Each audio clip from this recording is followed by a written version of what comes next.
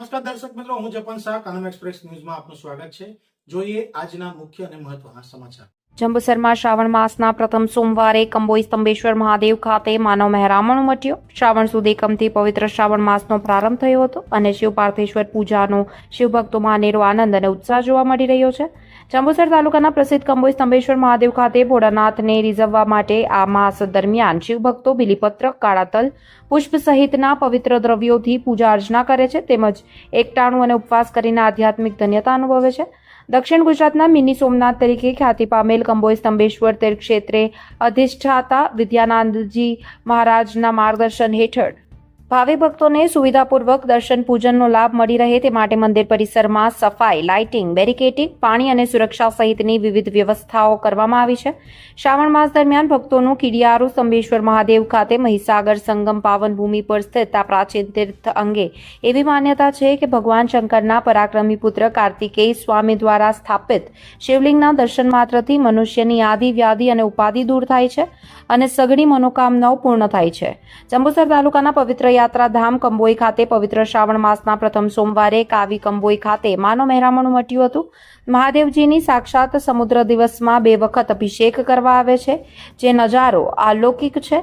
સમુદ્રમાં ભારતની સમય પૂર્વે અહીં વિશેષ પૂજન થાય છે અને ત્યારબાદ ધીમે ધીમે સમુદ્ર શિવજીને પોતાનો આગોશમાં સમાવી લે છે। સોમવાર નિમિત્તે ભક્તોએ દેવાધિદેવ મહાદેવના દર્શન કર્યા હતા અને ધન્યતા અનુભવી હતી। ભગવાન સ્તંભેશ્વર મહાદેવનું મંદિર આજે પૌરાણિક મંદિરોમાં જેમની ગણતરી થાય છે। આજે સ્કંદ મહાપુરાણમાં 80,000 શ્લોકોમાં એમને ભગવાનની ખૂબ જ મહિમા લખેલી છે અને આ સ્તંભેશ્વર મહાદેવ 9 નદીના સંગમ સ્થળ ઉપર આવેલું છે અને આ 9 નદીમાંથી મહીસાગર, સાબરમતી, વાત્રાક, મેસો એટલે કે આ બધી નદીઓનું સંગમ સ્થળ છે।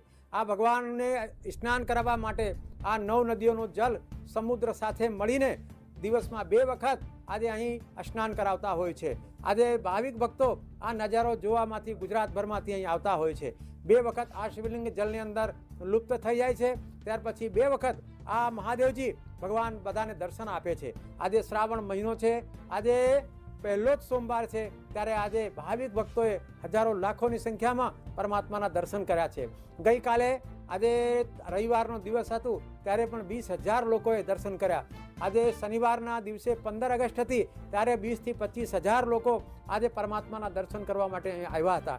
આજે આપણે ગુજરાતભરમાંથી જેટલો માનવ મહેરામણ આજે સ્તંભેશ્વરમાં ઉમટે છે, શાયદ એટલું કોઈ જગ્યાએ ના હોય। આજે આ સ્થળ એવો છે કે જ્યાં લાખો ગાડીઓ પાર્ક થઈ શકે અને દરેક વ્યક્તિને જલ ચઢાવવાનો લાભ આ મંદિરમાં મળતો હોય છે। બિલીપત્ર ઇત્યાદિ પોતે જ ભગવાનને ચઢાવી શકે એવી પણ એક વ્યવસ્થા કરવામાં આવી છે। આવનારા જે તીર્થયાત્રીઓ છે એમને મહાપ્રસાદની પણ વ્યવસ્થા આપણા ભાવિક ભક્તો તરફથી અહીં કરવામાં આવે છે।